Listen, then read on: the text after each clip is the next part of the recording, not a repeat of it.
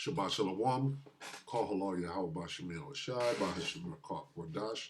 Double honors to the elder apostles and elder bishops of GMS, even the elders that came before them that taught us his truth. Shabbat Shalom and salutations to all the brothers out pushing the word in truth and in sincerity, the hopeful elect tabernacle of David. The Aqua that are listening and learning, being a pillar of rest, the 144,000, the hopeful elect of Israel. On the brother Yahshua back with the World War III Daily Update. Shalom and salutations to you all. Salakia, Shabbat Shalom and salutations to you all. We're going to start right here. Joel 3 and 2. I, the Most High, will also gather all nations and bring them down into the valley of Yahweh Shabbat, and will plead with them there for my people and for my heritage Israel, whom they have scattered among the nations and parted my land. Okay, so let's read that. In the NLT, and right here we get the armies of the world. The what? Joel 3 and 2. I will gather, the Most High is gathering, the armies of the world into Western Asia or the Middle East. Yeah?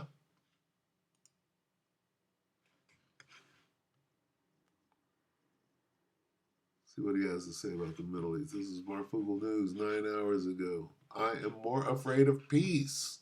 Why? Peace and safety? You afraid of peace and safety? Take it away, Marv. I'm going to keep this short. And then more than not, a lot of you have a feeling about what is happening right now with the Middle East and what is going on with this money machine that is happening right now. First of all, I do want to talk about the movement of ships that are coming into the Pacific, and also the movement away from the Middle East. There was actually a comment here, and I'm going to go kind of backwards. I took some notes, but after going over them, I truly believe that it's really important to talk about the Middle East first, which is, it said, quote, China is clearly the #1 threat.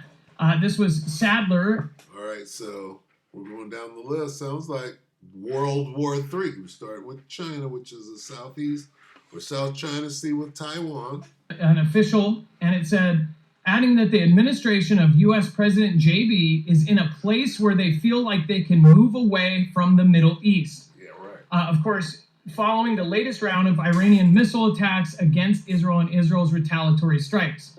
Now, there's a lot of talk of peace and ceasefire in Lebanon, and of course, there's.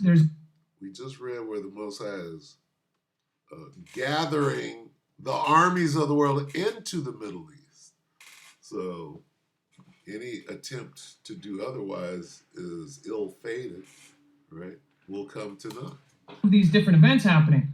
Now, one of two things could happen there. We move away and then something bad happens and it fires off, or they truly do have peace. And at this point, why, you ask yourself, why are they moving all of the carriers into the Pacific? They're also publicly stating in many, many outlets that China is the #1 threat. How much luck will China have taking Taiwan after the... They're moving the carriers out of there because the war is about to start. And the first thing to be sunk would be the carriers. That's why they're getting them the hell out of the Middle East. But the armies of the world are still, they're going to be drafting, they're going to be sending them right where? Where the Bible said, okay? Yeah, that antiquated equipment, right? A carrier. Nothing that a drone with some C4 some crude Bugs Bunny coyote type shit. All right, war has changed. Dawn takes the office. That's what people don't know, and I think that most people are looking at this and thinking that almost all of this is based on the vibe that our next president will have. That the thing. I haven't been able to take. Slovakia. We'll let him talk a little bit more. It's nice to get a little, hometown perspective on what people believe is going on. A lot of this is, bluffing. I mean, most all of the saber rattling and rhetoric, most all of it. That's filed under wars and rumors of war. is a form of bluffing. I mean, if you think about it, when they threaten, they're doing it to flex their muscles. Elephant walks, these things where they have 50 jets line up and go down the runway, they're all forms of going, my muscles are bigger than yours, don't mess with me. They're the equivalent of going to a bar and having the big guy, take off his shirt and show his rip. A little more than flexing going on. They're actually shooting missiles at each other. America's shooting missiles at Russia right now. And they're on some back and forth shit. So it's a little more than flexing and elephant walks going on. Muscles. And essentially, I'm sure that works most of the time. They're like, yeah, I'm not messing with Big Debo over there. But on the other hand, it is really a matter of if you really think that they are going to do something about it. And I'm sure most of you, doesn't matter if you're male or female, have probably seen those bar fights where there's the guy who takes off his shirt, throws it around, and then there's the guy that just pops him right in the face and knocks him out to the floor and isn't afraid of it. It's usually the quiet ones that are the most, painful. Again, it's usually the guys that aren't talking about how much they can kick your butt. Those are usually the ones that are the guys who can kick your butt. It's usually the ones with their arms in their pockets that are about to steal on somebody, rather than the chicken hawks, kind of threatening. But right now, of course, they're moving all of these carriers. According to Nikkei, let's see here. It says the U.S. has no forward deployed carrier in Asia since mid-May, when the USS Ronald Reagan left Yokosuka, and we covered that. It says other aircraft carriers were sent to the Middle East in response to the rising conflict there after Israel launched the missile strikes back and forth, which we covered. Of course, this presence, again, let me go back. U.S. George Washington, with a crew of 2,702, arrived on Friday to Yokosuka, Japan, home to the U.S. Navy's 7th Fleet, returning to the port for the first time in 9 years. The USS Carl Vinson was deployed to the Pacific on Monday. Meanwhile, the USS Abraham Lincoln is now in the Indian Ocean, passing through the South China Sea before heading home to San Diego. So you're going to have 3 major carriers and possibly the carrier strike groups all in the Pacific up in the 50 days leading up to the next president taking his spot. Now, if you were another country and all of the chatter has been about how China is going to eventually take Taiwan, even the reactions from the U.S. in trying to line up our own chips and our own semiconductors here in the U.S. with Intel, all of this kind of adds up to say that they're kind of planning for a contingency that maybe they actually take that plant. Maybe we blow up the plant and leave them nothing. But again, it sounds like they have a contingency for if that goes south and the plant is blown up or it is under control of China. He's putting a lot of stake in the fact that the carriers are in the Pacific. I don't put a lot of stake in that at all. Sounds like they're running. Okay. Because who's in the Middle East? Everybody's in the Middle East. Everybody's in Syria right now. Okay?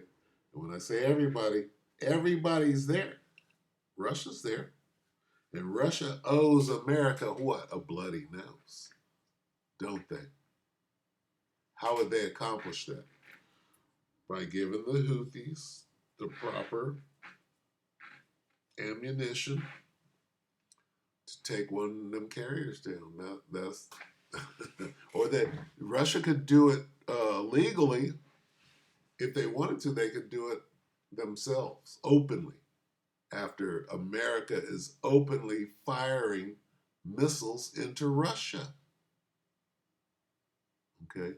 But the point being made is that it's a world war. It doesn't matter, where you are. You got troops everywhere. Russia has allies in Cuba. Russia has allies in what? What is it? Venezuela. Okay? So this place can be touched. All right? So it's come on. This is 2025. Warfare has changed. Anyway, so whatever, Marv. Marv gave us a little round. He went into Japan and he went around the world. So let's go back to Joel and put it together. Okay? The Most High is going to gather the army. You can leave.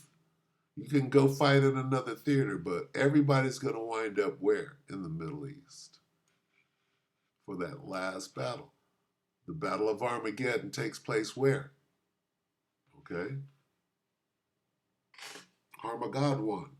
All right, mountain of troops. All right. Where's that at? It's in the Middle East. Okay. So eventually everybody's going there, right?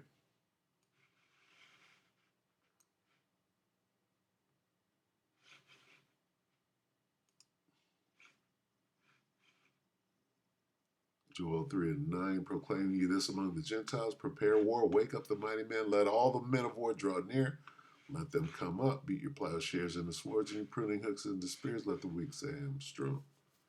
Okay? Assemble yourselves and come, all ye heathen, and gather yourselves together round about, so I can set you up and put my angels down on you. Okay? It's an ambush. There's the ambush right there. Thither cause thy mighty ones to come down, O Lord. Anyway, that's another story that we touched on yesterday. Go back and watch yesterday's World War III Daily Update if you want to know about the Celestial War that accompanies World War III. All right, so with that, we hope the elect edified you, brothers and sisters. Shalom.